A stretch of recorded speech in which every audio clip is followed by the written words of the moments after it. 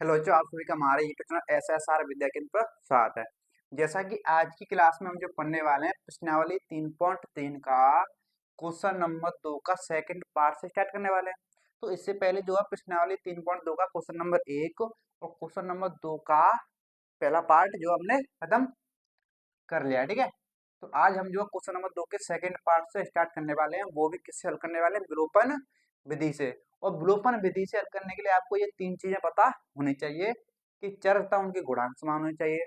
अगर समान चिन्ह है तो समीकरण को घटाना है, जैसे प्लस प्लस है तो भी घटाओगे और माइनस माइनस तो भी घटाना है, ठीक है।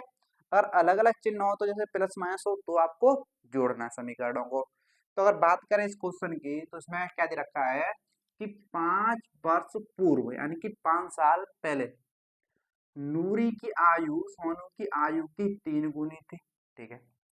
अब 10 वर्ष पश्चात, तो 10 वर्ष पश्चात का मतलब आज से 10 वर्ष बाद नूरी की आयु सोनू की आयु की 2 गुनी हो जाएगी, ठीक है। तो नूरी और सोनू की आयु कितनी है तो मैं ये बताना है। तो जब भी अगर आपसे वो पूछेगा कि नूरी और सोनू की आयु, अगर किसी की भी आयु पूछे तो वो आपको वर्तमान आयु पूछेगा। तो सिंपल से आपको क्या माननी पड़ेगी, उनकी वर्तमान आयु माननी पड़ेगी, जब तो आप तुलना करोगे कि आज से इतने साल पहले, आज से इतने साल बाद, ठीक है। तो लिखेंगे माना, माना नूरी की वर्तमान आयु, तो ये मान ली मैंने क्या, x, ठीक है। इसी प्रकार से सोनू की मान लेंगे हम, सोनू की वर्तमान आयु, तो ये कितनी मान ली हमने, 22। अब देखो दो कंडीशन दे रखी है, इसमें दो शर्तें दे रखी है। सबसे पहले बात करेंगे पहली शर्त की, पहली शर्त। तो जो पहली शर्त दे रखी है, क्या दे रखी है कि 5 वर्ष पूर्व, ठीक है। देखो तो आज के समय जो नूरी कितनी है, 1 साल की है, और सोनू कितनी है, 22 साल की है। तो ये बोल रहा है कि 5 वर्ष पूर्व यानी कि 5 साल पहले, अगर आज x साल की है तो 5 साल पहले कितनी होगी, -5 साल की होगी। और आज ये सोनू 5 साल का है तो पहले कितनी होगी, -5, यानी कि 5 साल कम कर दो। जैसे कि सपोज करो नूरी 10 साल की है तो 5 साल पहले कितने की होगी, 5 साल की, 5 साल माइनस कर दो।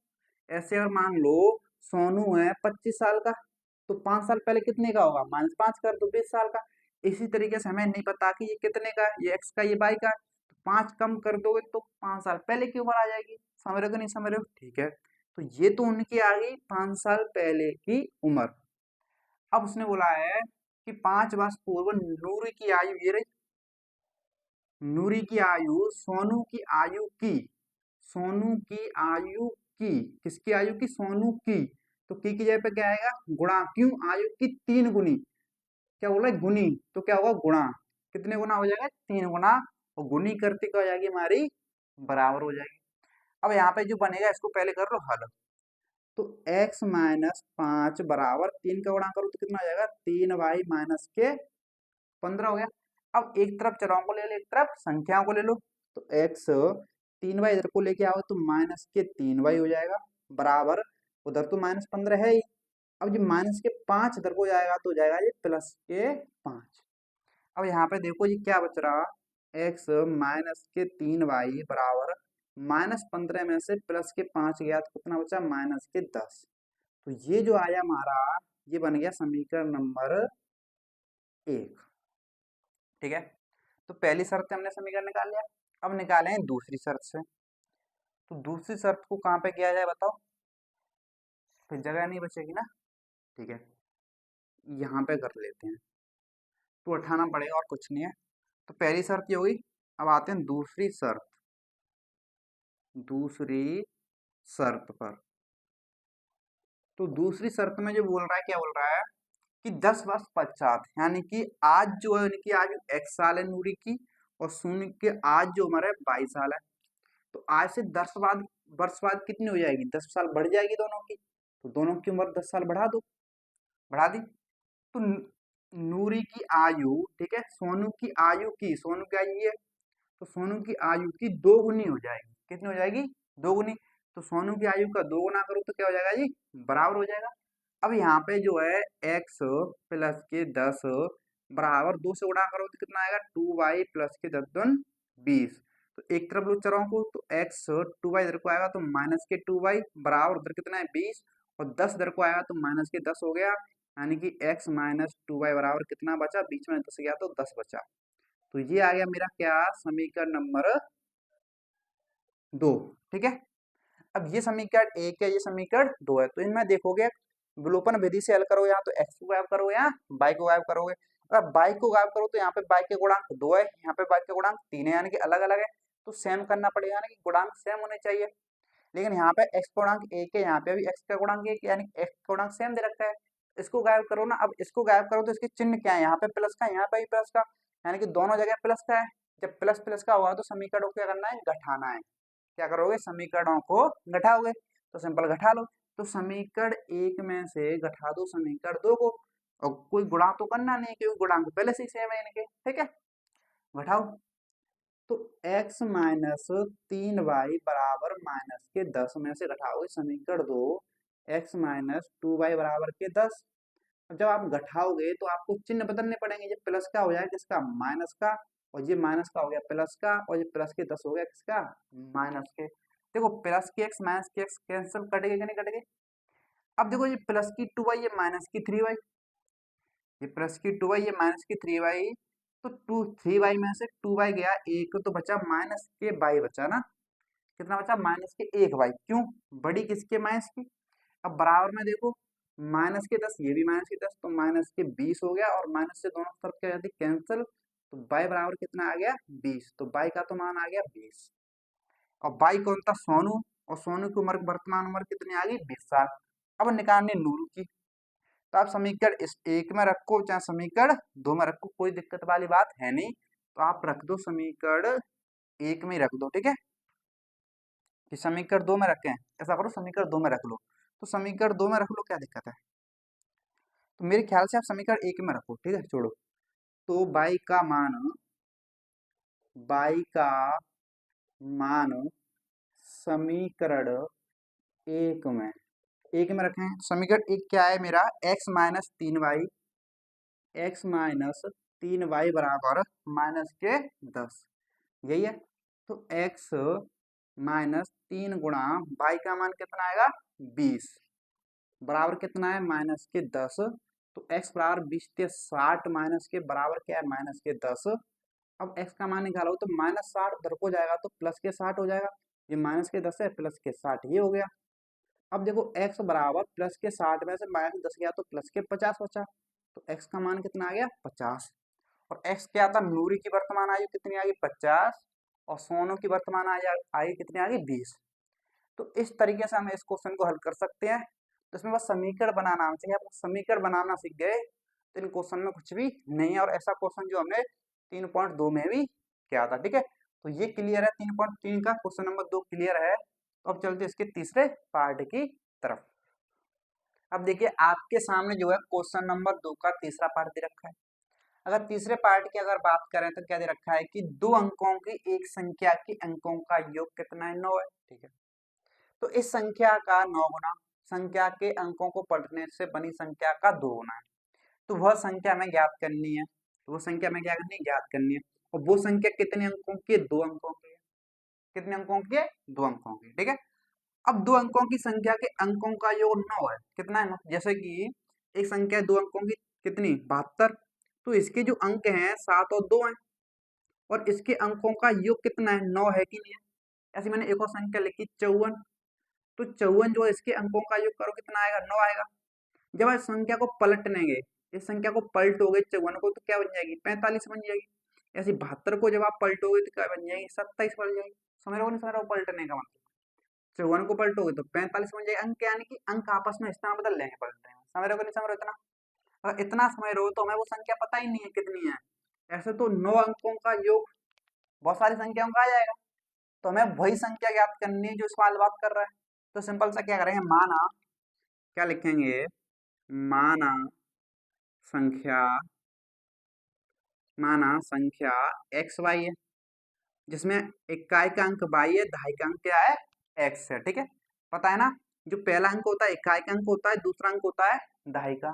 ठीक है, अब उसने पहली शर्त दे रखी है, अगर मैं बात करूं पहली शर्त की, पहली शर्त, तो पहली शर्त में वो बोल रहा है कि अंकों, दो अंकों की संख्या के अंकों का योग 9 है, तो इसके अंक क्या है, x और y। तो जो इसके अंकों का योग यानी कि x और y का योग कितना होगा, 9 होगा। कितना होगा, 9 होगा। ठीक है, इतना क्लियर है। और इतना क्लियर है तो अब आते हैं दूसरी शर्त पे।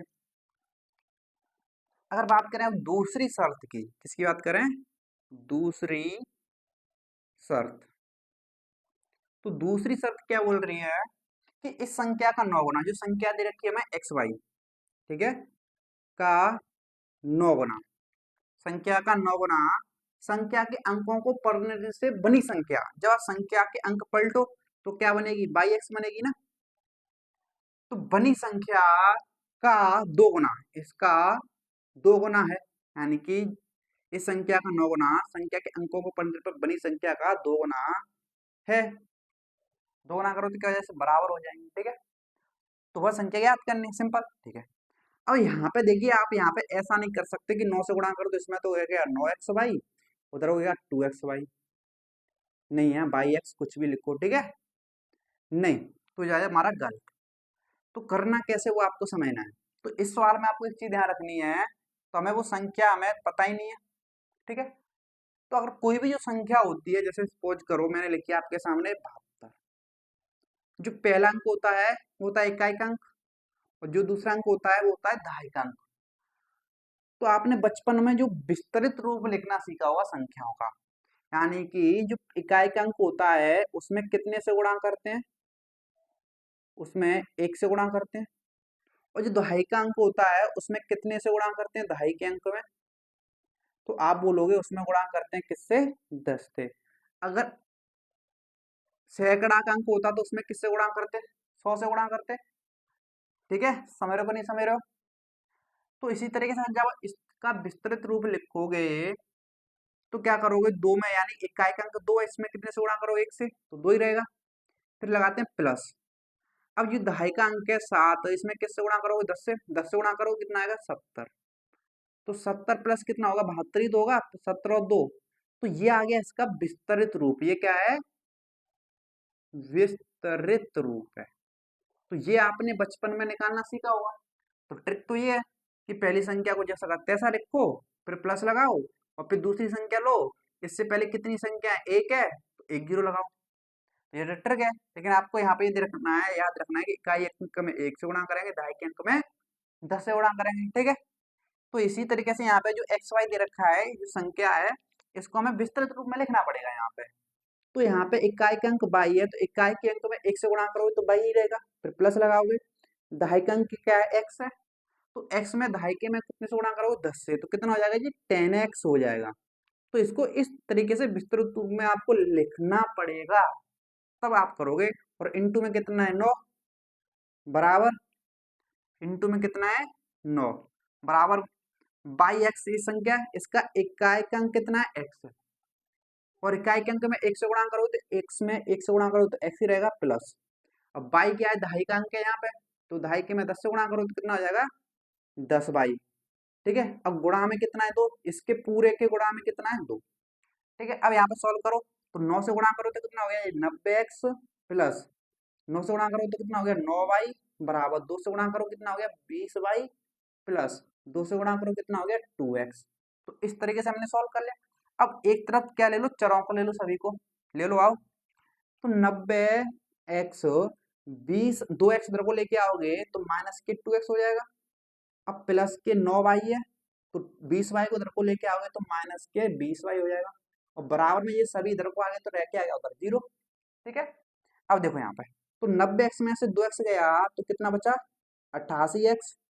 अब देखो 20y में से 9y गया तो कितना बचा, माइनस के 11y, बराबर के कितना है, 0 है। ठीक है, अब यहाँ पे आप एक काम और कर सकते हो, देखो ये भी 11 से कट रही है, ये भी 11 से कट रही है, तो दोनों से 11 कॉमन ले लो। जब आप 11 कॉमन लोगे तो यहाँ पे क्या बचा, 88 में से 11 आ गया तो 8x बचा। अब 11 तो आ गया यहाँ पे, 11 बाई में से क्या बचा, माइनस के बाई, बराबर के क्या है 0। अब 11 गुणांक भाग में ले जाओगे इधर और 0 के भाग में जाएगी तो 0 में किसी से भी भाग दे दो क्या आएगा 0 आएगा। यानी कि बचा क्या मेरा यहाँ पे 8x माइनस वाई बराबर के 0। तो ये आ गया मेरा समीकरण नंबर। देखो इसको मानोगे आप समीकरण 1 और इसको मानोगे आप क्या समीकरण नंबर 2। ठीक है, तो ये समीकरण 1 है, ये समीकरण 2 है। तो बस विलोपन विधि से क्या करना है, इनको हल करना है। ठीक है, अब जो भी विधि लगाओ आप लिख सकते हो कि कैसे लगा रहे हैं, हम कर रहे हैं विलोपन विधि से। ठीक है, अब यहाँ पे देखो तो x का देखें तो यहाँ पे x का गुणांक 1 है, यहाँ पे 8 है, तो यहाँ पे अलग अलग दे रखा है गुणांक, सेम करना पड़ेगा। यहाँ y का 1 है, यहाँ पे भी y का 1 है, यानी कि इनका सेम है। और इनका चिन्ह देखो y का प्लस का, y का माइनस का, प्लस माइनस का, यानी कि समीकरण 1 2 जोड़ना पड़ेगा। प्लस माइनस का मतलब क्या है, समीकरणों को जोड़ना है। तो यहाँ पे सेम तो करना नहीं है बाई बाई। ठीक है, तो समीकरण 1 और 2 को जोड़ दो, सिंपल। तो जोड़ो, तो पहला समीकरण क्या है x प्लस वाई बराबर के 9 और दूसरा समीकरण क्या है 8x माइनस के वाई बराबर के 0। इनको जोड़ो, देखो सेम सेम अलग अलग चिन्ह कैंसल, और 8x और 1x हो गया 9x बराबर के 9 0 ऐड करो तो कितना आएगा 9। अब x बराबर 9, 9 गुणा की कहाँ पे आ गई भाग में, 9 से 9 कैंसल, तो x बराबर कितना आ गया 1 आ गया। ठीक है, अब y का मान निकालो, चाहे 1 में रखो चाहे 2 में रखो समीकरण में, तो समीकरण 1 में रख दो ना, क्या दिक्कत है। तो x का मान समीकरण 1 में, तो समीकरण 1 क्या है x प्लस वाई बराबर के 9, यहाँ पे x का मान 1 आएगा प्लस y बराबर 9, तो y बराबर 9 एक इधर जाके माइनस हो गया, तो y बराबर कितना बचा 8, तो y का मान आ गया 8। ठीक है, वो हमने संख्या जो मानी थी क्या मानी थी एक्स वाई बराबर, x का मान 1 रखे हैं 1, y क्या आ रहा है अंक, दूसरा अंक क्या आ रहा है 8, यानी कि इकाई का अंक हमारा y है, ढाई का अंक x है, तो इकाई का अंक कितना आ गया 8 और ढाई का अंक कितना आ गया 1, तो वो संख्या बन गई हमारी क्या। तो वो जो संख्या है जिसके अंकों का योग देखो 8 1 9 हो रहा है कि नहीं हो रहा है। ठीक है, तो वो संख्या आ गई हमारी कितनी 18 है। तो इस तरीके से हमें जो है इस क्वेश्चन को सॉल्व करना पड़ेगा, बस आपको इसमें जो विस्तृत रूप का ध्यान रखना पड़ेगा, अन्यथा गलत हो जाएगा। क्लियर है, और क्लियर ना हो तो एक बार और देखना, बड़े प्यार से आराम आराम से मैंने कराया। ठीक है, तो अब चलते हैं क्वेश्चन नंबर 2 के कौन से पार्ट की तरफ, चौथे पार्ट की तरफ। ठीक है, आपके सामने जो है क्वेश्चन नंबर 2 का चौथा पार्ट दे रखा है। तो अगर बात करें ये क्वेश्चन क्या बोल रहा है, तो ये बोल रहा है कि मीना है, एक लड़की मीना है, मीना 2000 रुपये निकालने के लिए एक बैंक में गई है। ठीक है, उसने खजांची, जो खजांची होता है ना कैशियर, कैशियर जो पैसे देता है गिन के, खजांची से 50 रुपए तथा 100 रुपए के नोट देने के लिए कहा, कि उसने 2000 रुपये लिए। तो वो ऐसा कर सकता कि मीना ऐसा कर सकती थी कि एक सिर्फ 2000 रुपये का एक नोट ले आए, लेकिन उसने कहा कि मुझे जो है 50 रुपये और 100 रुपए के नोट दे दो। ठीक है, 2000 रुपये तो दो, लेकिन जो 2000 रुपये दोगे ना जिस उसमें 50 रुपए की भी नोट होने चाहिए और 100 रुपए के भी नोट होने चाहिए। ठीक है, तो मीना ने जो कुल 25 नोट प्राप्त करे हैं, यानी कि जो 50 रुपए और 100 रुपए की जो नोट हैं उनको मिला दोगे तो कुल नोट कितने हो रहे हैं 25 नोट है। तो ज्ञात कीजिए कि उसने 50 रुपए और 100 रुपए के कितने नोट प्राप्त किए। तो हमें ये बताना है कि 100 रुपए और जो 50 रुपए के नोट हैं उनकी संख्या बतानी है, कितने 50 रुपए के कितने नोट थे और 100 रुपए के कितने नोट थे। तो सिंपल सा क्या करेंगे, माना माना 50 और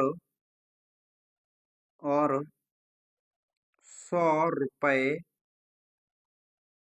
के नोट नोट क्रमशः एक्स कोमा बाई, यानी कि 50 के एक्स और 100 रुपए के बाई, क्रमशः का मतलब क्या है कि 50 के एक्स नोट है 100 रुपए के बाई नोट है। ठीक है, तो 50 रुपए के एक्स नोट मान लिए, 100 रुपए के बाई नोट मान लिए। ठीक है, अब बात करें तो कुल नोट कितने 25 है। देखो जो 50 रुपए के नोट है एक्स नोट है, 22 रुपए के नोट है 25 है, सॉरी बाई, देखो 50 रुपए के नोट है एक्स और 100 रुपए के नोट है बाई, जब दोनों के नोटों को मिला दोगे यानी कि एक्स और बाई जो कुल होगा कितना होगा 25 नोट होंगे कुल। ठीक है, कितने नोट होंगे 25 नोट होंगे। समझ रहे हो नहीं समझ रहे हो। जैसे यहाँ पे पहली शर्त की बात करें तो ये दूसरी शर्त है, वैसे तो इसको आप पहली शर्त बोलो, कोई दिक्कत वाली बात नहीं है। ठीक है, तो मान लो पहली शर्त, तो पहली शर्त में अगर बात करूं तो उसने बोला है कि कुल 25 नोट प्राप्त किए। तो कुल यहाँ पे 50 के एक्स नोट हैं, 100 रुपए के बाई नोट हैं, और दोनों के नोटों को मिला दोगे तो कुल नोट कितने हो जाएंगे? 25 हो जाएंगे। तो ये बन गया हमारा क्या, समीकरण नंबर। अब यहां से बात करेंगे दूसरी शर्त की।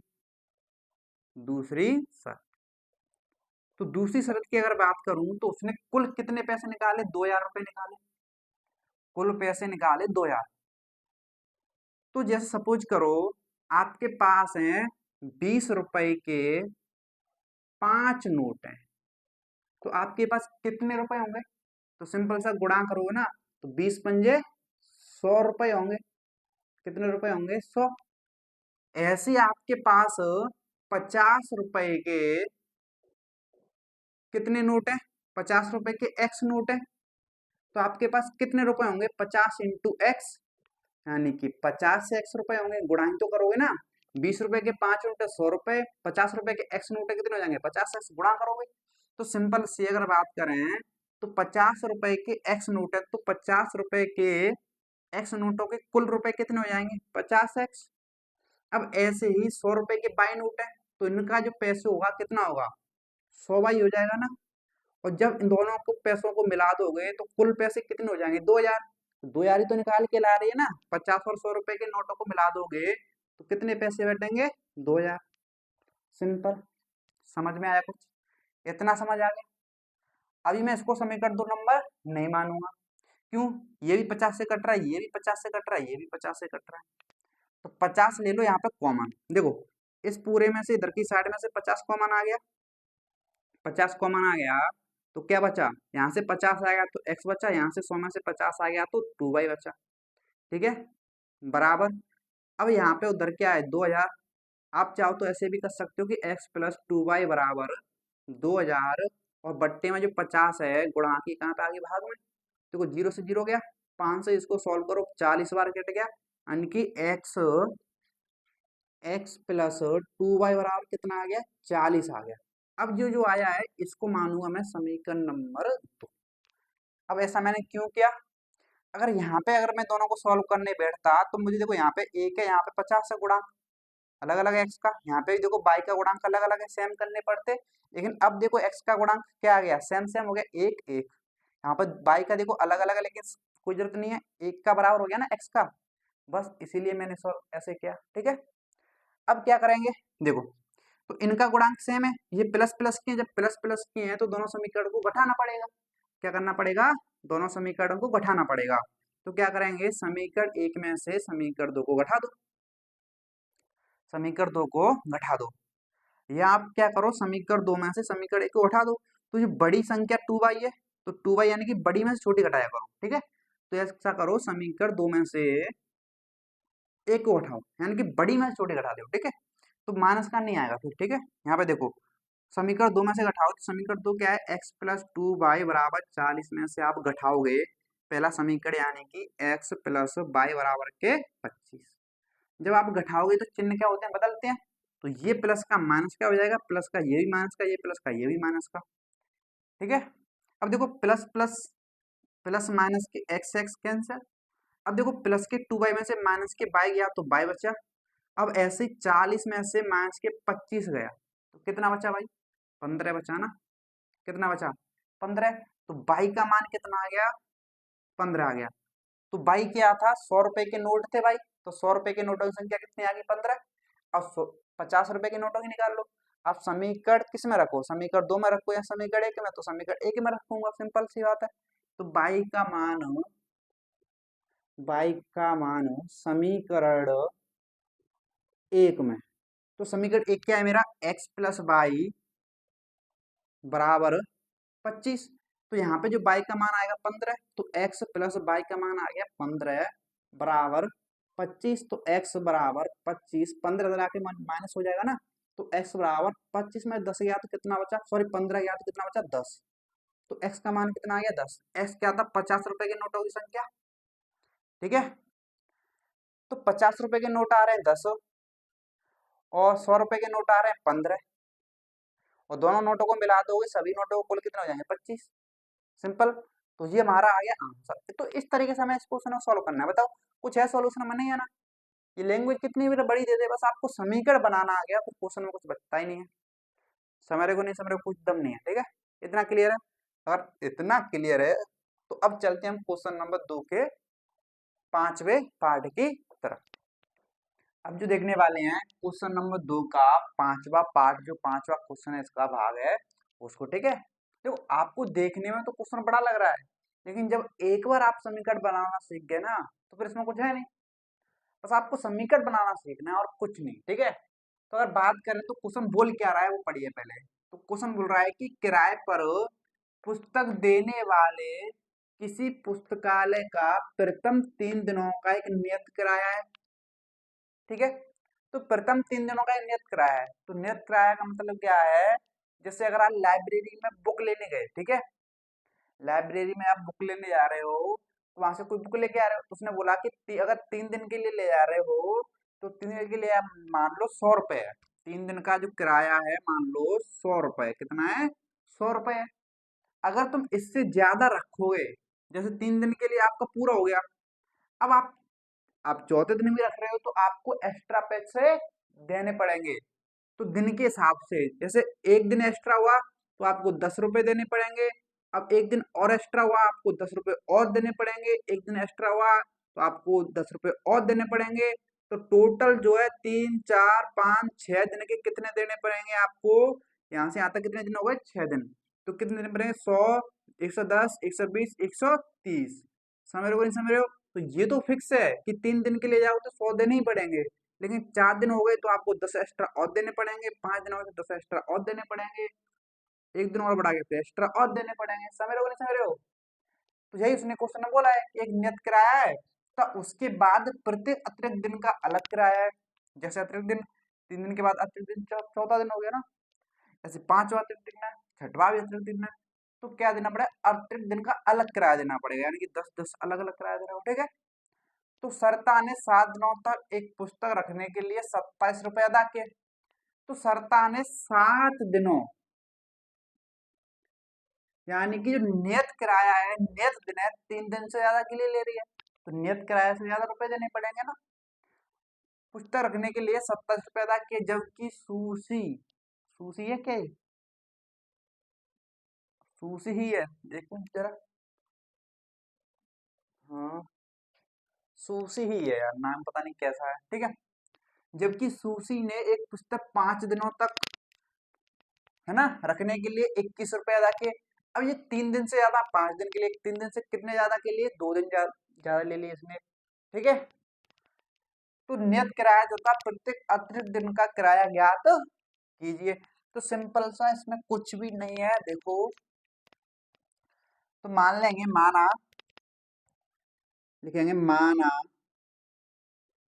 माना नियत किराया 3 दिन का, 3 दिन का नियत किराया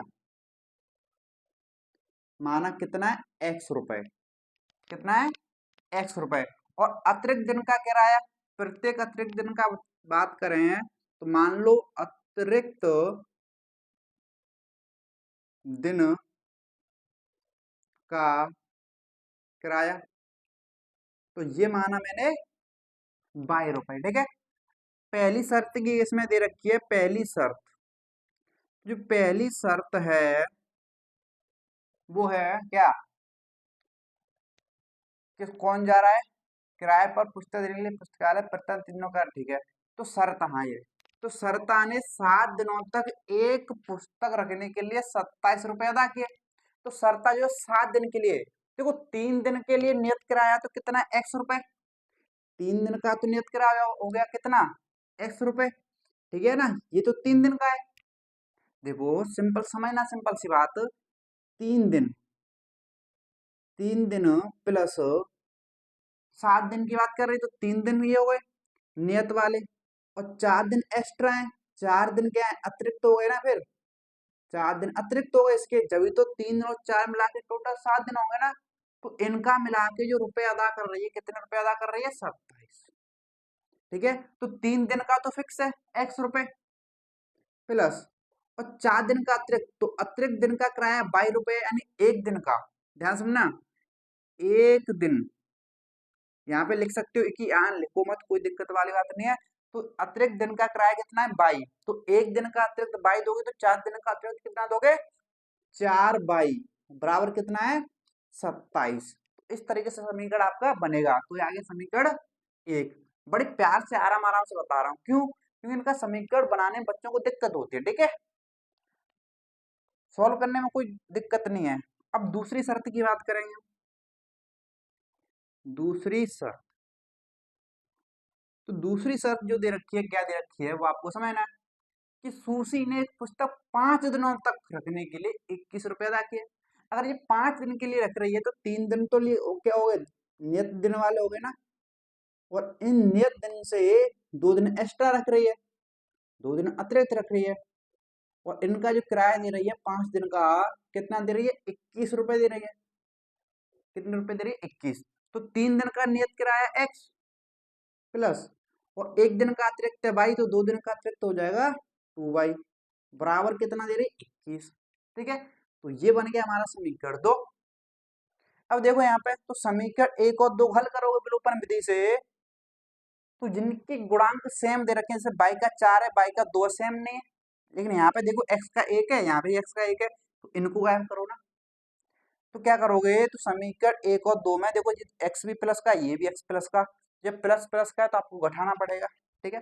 तो क्या करो, समीकरण 1 में से 2 को घटा दो, समीकरण 1 में से 2 को घटा दो, तो समीकरण 1 क्या है x प्लस 4y बराबर 27, और समीकरण 2 क्या है x प्लस 2y बराबर 21। जब आप घटाओगे तो चिन्ह तो बदलेंगे इनके नीचे वाले समीकरण के। तो देखो x x अलग अलग चिन्ह के कैंसिल हो गया, 4y में से -2y गया तो कितना बचा 2y बराबर, 27 में से 21 गया तो कितना बचा 6 बचा। ठीक है, तो y बराबर 6, 2 गुणांकी कहाँ पे आएगी भाग में, और 2 से 6 कितनी बार 3 बार, तो y का मान आ गया 3। y का मान कितना आ गया 3, यानी कि अतिरिक्त दिनांक का किराया 3 रुपए। अरे भाई बस इतना ही, ठीक है। अब देखो, अब क्या निकालना है, नियत किराया भी तो निकालना है, तो निकाल लेते हैं। समीकरण 1 में रखो या 2 में, तो y का मान समीकरण 1 में, किस में रखें समीकरण 1 में, तो समीकरण 1 क्या है मेरा x प्लस 4y बराबर 27, तो x का मान x प्लस 4 इंटू वाई का मान 3 बराबर 27। ठीक है, तो x प्लस 4 से कितना हो गया 12 बराबर के 27। क्या आपको दिखाई दे रहा है यहाँ पे? अगर दिखाई नहीं दे रहा तो मैं इधर को सॉल्व कर रहा हूँ। तो x प्लस 4 से 12 बराबर की 27 है, तो x बराबर 27, 12 उधर जाके हो जाएगा माइनस, तो x बराबर बचेगा 7 में से 2 गया 5, 2 में से 1 गया 1, तो x का मान आ गया 5, यानी कि नियत किराया आ गया 15 और अतिरिक्त किराया आ रहा है 3 रुपए। बताओ कर सकते हो कि नहीं कर सकते हो? इसमें आई थिंक आपको कोई दिक्कत नहीं होगी, ठीक है। तो उम्मीद करता हूँ ये क्वेश्चन आपको समझ आ गया होगा।